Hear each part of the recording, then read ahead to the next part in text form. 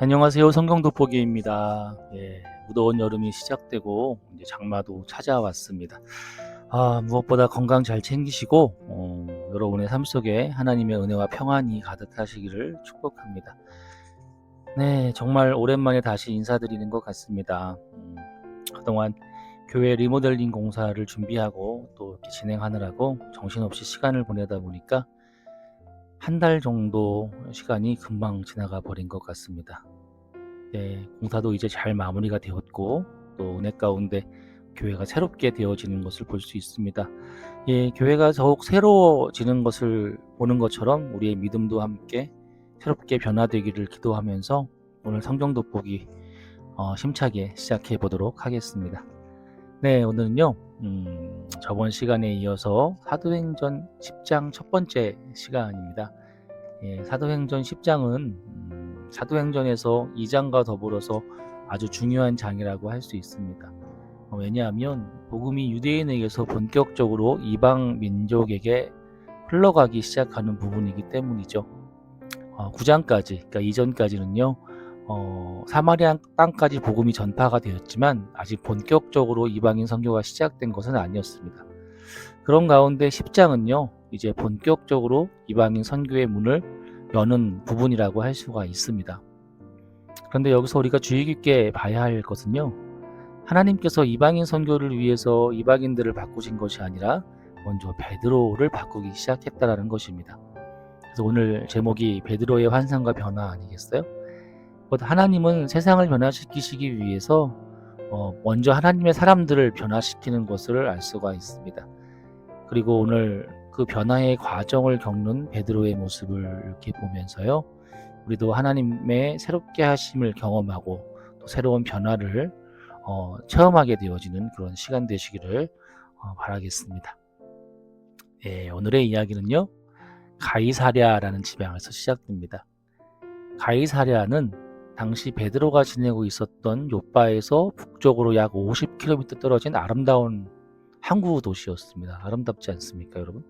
그죠? 하지만 단순한 항구 도시가 아니었습니다. 이곳은 당시에 로마가 유대를 다스리던 정치와 군사의 중심지였습니다. 그러니까 본부라고 할 수 있겠죠. 쉽게 말하면 도청과 시청, 군부대, 항만이 모두 모여있는 행정의 중심, 그런 도시라고 생각하시면 됩니다. 헤롯 대왕은요, 로마 황제 가이사 아우구스투스를 기념하기 위해서 이 도시를 화려하게 건설을 했습니다. 그래서 도시 이름도요, 가이사의 도시예요. 가이사의 도시, 곧 가이사랴가 된 것입니다. 로마 총독들도 대부분 이곳에 머물렀습니다. 예수님께 사형을 선고했던 본디오 빌라도 역시도 평소에는 이 가이사랴에서 생활을 하다가 절기 때만 예루살렘에 올라갔다라고 하는 그런 이야기도 있습니다. 그러니 당시 유대인들에게 가이사랴는 조금 불편한 도시이기도 했습니다. 왜냐하면 이곳에서 유대를 다스리는, 유대를 통제하는 그런 일들이 일어났기 때문이죠. 어디를 보아도 로마 군인들이 보였고 황제를 상징하는 건물들이 많이 있었습니다. 보세요, 군인들이 많이 보이지 않습니까? 예. 그러니까 유대인들의 입장에서 보면 이곳은 이방인들의 도시라는 이미지가 강했고 조금은 이질적인 도시였겠죠. 그런데 하나님께서 놀랍게도 바로 이런 곳에서 새로운 역사를 시작하시는 것입니다. 그리고 오늘 이 주인공, 이 고넬료라는 사람이 바로 이 가이사랴에 살고 있었습니다. 성경은 그를 이렇게 소개를 합니다. 이달리아의 부대장, 부대장이 아니죠. 이달리아 부대의 백부장이라고 소개를 합니다. 여기서 백부장은요, 말 그대로 100명 정도의 병사를 지휘하는 장교입니다. 우리나라 군대로 치면 대위 정도죠. 중대장쯤 되는 위치라고 생각하시면 이해하시기 쉽습니다. 그러니까 상당한 책임과 권한을 가진 사람이었습니다. 그리고 더구나 그가 속했던 이달리아 부대는요, 로마에서도 신뢰받던 아주 특수한 부대였습니다. 쉽게 말하면 엘리트 부대였던 것이죠. 그러니 고넬료는 사회적으로도 성공한 사람이었고요, 우리로 치면 육군본부에서 근무하는 엘리트 군인이었습니다. 근데 성경은요, 고넬료의 이런 부분보다는 다른 곳에 이렇게 집중을 하는 것을 볼 수가 있어요. 그것은 바로 그와 가족이 하나님을 경외하고 백성을 많이 구제하며 항상 하나님께 기도하는 사람이었다라고 이야기합니다. 곧 그는 경건한 사람이었습니다. 경건, 그죠? 그래서 사도행전 10장 2절을 보니까 그가 경건하여 온 집안과 더불어 하나님을 경외하며 백성을 많이 구제하고 하나님께 항상 기도하더니 이렇게 이야기를 하죠. 어떻게 로마인 장교가 이런 신앙을 가질 수 있었을까 참으로 궁금하지 않을 수가 없습니다. 예상컨대 하나님께서 아마 이 고넬료를 선택하신 것 같아요. 하나님의 주권적인 선택이죠. 하나님께서 아브라함을 주권적으로 선택하셨듯 이방인 선교를 위해서 이 고넬료라는 사람을 하나님께서 선택하신 거죠. 고넬료는 아마도 종교심이 많은 사람으로서 유대 지역에 주둔해 있을 때 유대인의 종교에 많은 관심을 두고 율법을 이렇게 공부했던 사람이었던 것 같습니다. 그러면서 이제 유대인들이 믿는 하나님을 자신도 믿기 시작했을 것이라 예상됩니다. 근데 재미있는 것은 뭐냐면 당시에 형식적인 행위로만 율법을 지키는 다른 유대인들과는 달리 이 고넬료는요, 진정한 율법의 의미와 정신을 알고 있었다는 것이죠. 그리고 그것을 진정한 삶으로 실천하고 있었던 믿음의 사람이었다라는 것입니다. 예. 그리고 그런 고넬료가 어느 날 이제 오후 3시쯤, 우리 시간으로 오후 3시쯤입니다. 전통 유대인들의 기도 시간에 맞춰서 자신도 기도를 하고 있었습니다. 그런데 갑자기 눈앞에 하나님의 사자, 천사가 쓱 하고 나타나는 거예요. 아마 이방인 중에서는 최초로 천사를 대면했던 사람이 아닐까 싶은데요. 천사는 고넬료에게 이렇게 말을 하죠. 고넬료야, 너의 기도와 구제함을 하나님께서 기쁘게 받으시고 그것을 기억하셨다. 여러분, 고넬료는요 이방인이었기 때문에 유대인들처럼 하나님께 제사를 지내는 일을 하진 않았을 것입니다. 하지만 하나님은 그의 기도와 그의 삶을 기쁘게 받으신 거죠. 그죠? 여기 보시니까 10장 4절에서 5절 보니까 내 기도와 구제가 하나님 앞에 어떻게 했대요? 상달되었다라고 이야기하고 기억하신 바 되었다라고 이야기하죠. 저는 이 말씀이 굉장히 중요하다고 봐요. 네, 중요하다고 봅니다. 왜냐하면 고넬료는 이방인이었기 때문에 예루살렘 성전에서 동물로 드리는 제사를 드릴 수가 없는 사람이에요. 하지만 하나님께서는요, 그의 순종과 사랑이 담긴 믿음의 그 삶을 가장 아름다운 제사로 받으신 거예요. 그러니까 뭡니까? 어떤 형식적인 예배가 아니라 정말 그의 삶을 통해서 기도하고 구제하고 하나님께 영광 돌리는 그런 삶이 참된 예배였다라고 하는 것입니다. 그래서 사무엘 상서 15장 22절을 보면 이런 말씀이 있죠. 순종이 제사보다 낫고 듣는 것이 순양의 기름보다 낫다. 여러분, 사무엘이 이런 말처럼 하나님은요 형식적인 제사보다, 형식적인 예배보다 순종하는 삶으로 드리는 예배를 더 기뻐하시는 것 같다라는 것입니다. 어쨌든 하나님께서 고넬료에게 구원이라고 하는 이제 선물을 주실 때가 된 거예요. 이렇게 신실하고 신앙적으로 정말 아름답게 신앙생활을 하는 사람에게 어때요? 구원이라고 하는 선물을 주시겠죠. 그리고 이를 위해서 그가 예수 그리스도를 알고 그분을 영접해야 했기 때문에 그것에 대해서 알려줄 사람이 필요한 거예요.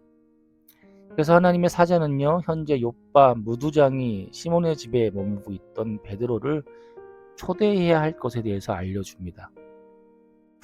여러분, 하나님의 사자는요 직접 복음을 알려주지 않고 굳이 베드로를 고넬료의 집으로 초청하라고 하십니다. 그건 뭐냐면 고넬료를 구원하는 동시에 베드로가 가지고 있었던 편견과 고정관념을 깨부수기 위한 하나님의 큰 그림이었다는 것입니다. 그래야지 베드로가 예루살렘 교회의 가장 큰 아주 위대한 영향력 있는 지도자였지 않습니까? 그러니까 그런 베드로를 변화시켜야만 이방인 선교에 이제 문이 열리고 이방인 선교에 대한 당위성이 이제 그 가운데 생기는 것이죠. 그런 것들을 이제 베드로에게 가르치기 위해서 베드로를 불러들인 것입니다.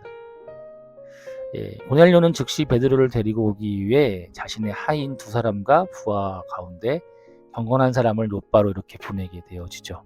욥바로 가서 베드로와는 신혼을 우리 집으로 데리고 오시오. 예. 오케이. 하지 않습니까? 예. 그리고 고넬료가 사람들을 베드로에게 보내고 그 다음 날이 되었습니다. 약 50km 정도의 거리니까 뭐 하루 정도 열심히 걸어가면 갈 수 있는 거리이기 때문에 아마 베드로에게 거의 도착할 때쯤이 되었을 것입니다.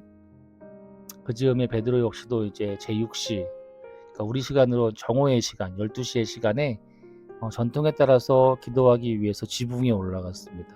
여러분, 당시에 팔레스타인 지붕은요, 우리처럼 우리의 어떤 그런 지붕처럼 뾰족한 모양이 아니라 평평한 그런 모습이었습니다. 지금으로 치면 옥상 정도라고 생각하시면 될 것 같습니다.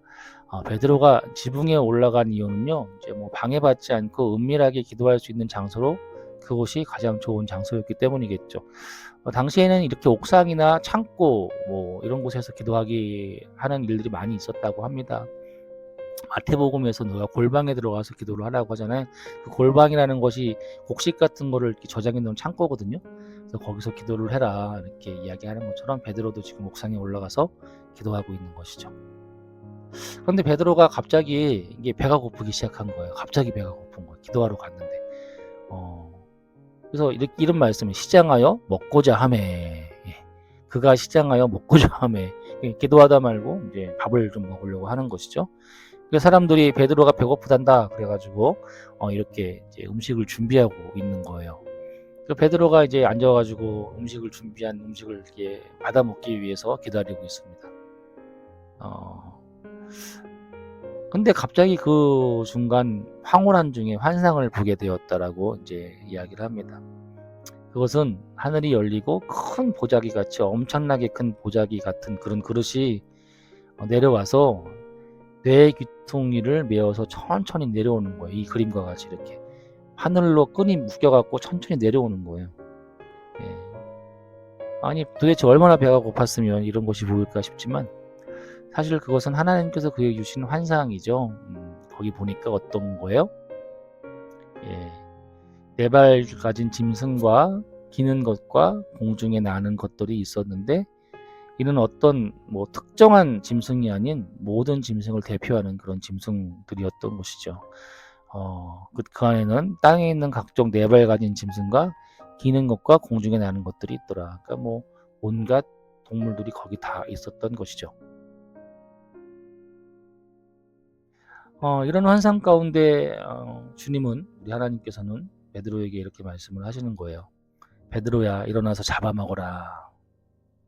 예, 이걸 잡아먹으려 다. 이걸 잡아먹다가 배 터지겠죠? 자, 그런데 베드로는 대답하기를 주님, 그럴 수 없습니다. 라고 합니다. 이 베드로는요, 자기 주관이 확실한 사람이었어요. 여기서 당시 우리 유대인들의 문화를 조금 이해할 필요가 있습니다. 레위기 11장을 보면요. 하나님께서는 이스라엘 백성에게 먹을 수 있는 짐승과 먹지 말아야 할 짐승을 구별해 주셨죠. 그것을 우리는 정결규례라고 합니다. 그 목적은 단순히 음식의 문제가 아니었습니다. 이스라엘을 다른 민족과 구별된 하나님의 백성으로 살아가게 하려는 그런 뜻이 담겨 있는 그런 것이죠. 그리고 유대인들은요, 그 규례를 철저하게 지켜왔습니다. 베드로 역시도 유대인이었기 때문에 평생 그렇게 살아왔을 것입니다. 그러니 하나님께서 먹으라고 했음에도 불구하고 어떻게 이야기를 합니까? 부정하고 깨끗하지 않은 것을 나는 절대 먹을 수 없습니다라고 대답을 하는 것입니다. 예. 이렇게 나오죠. 일어나 잡아먹으라 하거늘 베드로가 이때 주여 그럴 수 없습니다. 속되고 깨끗하지 않은 것을 내가 결코 먹지 아니하였나이다. 그러니까 그동안도 먹지 않았고 앞으로도 먹지 않을 것입니다. 이렇게 이야기를 하는 거겠죠. 예. 자, 여기서 우리는 두 번째 신학적인 핵심이 좀 등장하는 걸 볼 수가 있어요. 보자기 속의 모든 짐승이라고 하는 표현은요, 사실 신학적으로는 차별이 없음을 상징하는 거예요. 다시 말해서 유대인이나 이방인이나 복음 앞에서는 아무런 차별이 없다는 뜻이죠. 그래서 우리가 선행적 은총을 얘기할 때 모든 사람에게 임한 은혜라고 이야기하지 않습니까? 아무런 차별이 없다. 그런데 베드로는 하나님의 시선이 아니라 자기가 가진 유대교적 고정관념과 편견의 필터로 세상을 바라보고 있었던 것입니다. 하나님 보시기엔 다 똑같은 사랑스러운 자녀들인데 베드로는 자기 기준으로 이방인들은 지옥에 떨어질 수밖에 없는 더러운 존재라며 선을 긋고 있었다는 것이죠. 이것이 베드로의 속마음이었어요. 그가 예수를 믿고 모든 사람에게 복음을 전하고 있었지만 그 역시 유대인이었기 때문에 그런 선민 사상과 이방에 대한 경계로 가득 차 있는 모습을 볼 수가 있습니다. 하나님은 이런 베드로에게 두 번째로 말씀을 하시는 거죠. 야, 그건 네 생각이고 하나님께서 깨끗하라고 하신 것인데 왜 내가 더럽다고 단정을 짓고 있냐. 하나님이 깨끗하게 하시면 다 깨끗한 거야 라고 말씀을 하십니다. 하나님께서 깨끗하게 하신 것을 내가 속되다 하지 말라 이렇게 이야기를 하죠. 그리고 이런 일이 3번이나 있었다고 합니다. 예. 3번이나 이렇게 한 번, 두 번, 3번 이야기. 먹어라. 못 먹어요. 한번 먹으래도? 아니 어떻게 먹어요? 아니 먹으라니까? 내가 깨끗하라고 한 걸 네가 뭔데 더럽다고 하니? 한번 이제 아이고 참. 아주 고집이 대단해요 베드로도. 이것은 환상이 단지 배가 너무 고파서 헛것이 본 게 아니라 실제 하나님께서 말씀하신 사건임을 알려주는 거겠죠. 그리고 한편으로는 앞서 잠깐 이야기했지만 베드로 정말 한 고집하는 사람이었던 모양입니다. 그죠?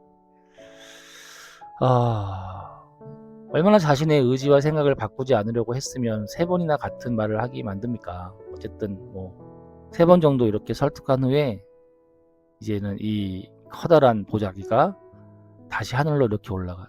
결국엔 잡아먹지 않은 거죠. 그죠? 예. 하늘로 같이 올라갔습니다. 그런데 사실 베드로에게 뭐라 할 것이 아니라 이런 베드로의 모습이 어쩌면 지금 이 시대를 살아가고 있는 우리와 같을 수 있다는 생각을 좀 해보게 되어져요. 예. 베드로는요 여전히 유대인으로서 자신이 가진 고정관념과 생각을 깨지 못하는 듯 보입니다. 하나님은 이 환상을 보여주시고 이제 고넬료를 곧 만나게 하심으로 그걸 깨버리시겠죠. 예. 이 베드로의 신앙관에서는 그것이 당연하다 여겼기 때문에 아마도 쉽게 마음을 바꾸기 힘들었을 것입니다. 예. 따라서 베드로는요 자신이 본 환상이 어떤 의미인지 좀처럼 알 수가 없었죠. 예. 바로 알았으면은 안 그렇겠죠. 그래서 궁금해하면서 기도하는 가운데 드디어 어떤 일이 있습니까? 마침 고넬료가 보낸 사람들이 시몬의 집을 찾아서 문 밖에 왔다라고 하는 것입니다. 네, 오늘은 여기까지입니다. 여러분, 우리 베드로의 모습을 보면서 어쩌면 우리의 모습도 이와 같을 수 있겠다라는 생각을 좀 해보게 되어져요. 예, 그래서 오늘의 교훈. 여러분, 고넬료는 비록 이방인이었지만 이 사람 참 경건한 사람이었죠. 경건한 삶의 태도를 끝까지 잃지 않았다라는 것입니다. 아까도 얘기했지만요. 하나님께서 기뻐하시는 예배는 바로 이런 태도에서 나오는 것 같습니다. 경건의 습관에서 나오는 것 같습니다. 그래서 경건의 습관은 하나님께서 기뻐하시는 삶의 예배가 된다는 것이죠. 여러분, 우리가 하루를 살면서 하루 10분의 기도, 말씀 한 구절 묵상하는 그 시간, 그리고 작은 선행 하나하나가 사실 하나님께서 역사하시는 통로가 될 수 있는 것입니다. 여러분, 우리가 하나님께 모여서 함께 기도하고 예배 드리는 것도 중요하지만 우리의 이 경건한 삶의 태도를 통한 삶의 예배를 드리는 것은 어쩌면 더 중요한 일일 수도 있겠다라는 생각을 해보게 되어져요. 두 번째로, 여러분, 예수님을 믿는 베드로 역시도 유대인이었죠. 유대인이기 때문에 율법의 규정에서 비롯된 그 고정관념에 사로잡혀 있었습니다. 이걸 다시 좀 바꿔서 얘기를 하면 하나님의 말씀보다 자신이 옳다고 여기는 생각에 붙잡혀 있는 베드로의 모습을 볼 수가 있는 것이죠. 어쩌면 우리도 그래요. 우리가 가진 전통, 우리가 가진 생각, 그동안 그렇게 해왔기 때문에 어떤 그런 습관적인 행동들, 그런 것들에 딱 붙잡혀 있어가지고 하나님이 말씀하심에도 불구하고 그동안 그렇게 해온 게 맞는 거 아닙니까? 내가 옳다고 여기는 것에 붙잡혀져갖고 하나님의 말씀을 듣지 않는 우리의 모습과 어쩌면 크게 다르지 않다라는 것이죠. 혹시 우리도요 하나님이 보시기에는 모두 사랑받아야 할 존재임에도 불구하고 스스로 차별하고 편을 나누고 누가 옳으니 누가 그러니 하면서 다투고 있지는 않은지 한번 돌아봐야 할 것이고요. 이러한 우리의 고집과 선입견 때문에 하나님의 말씀을 우리가 듣지 못한다면 또 보지 못한다면 얼마나 안타까운 것입니까? 우리는 그런 어리석음을 범치 않기를 또 바라보게 되어집니다. 네, 오늘 여기까지 하겠습니다. 감사하고요.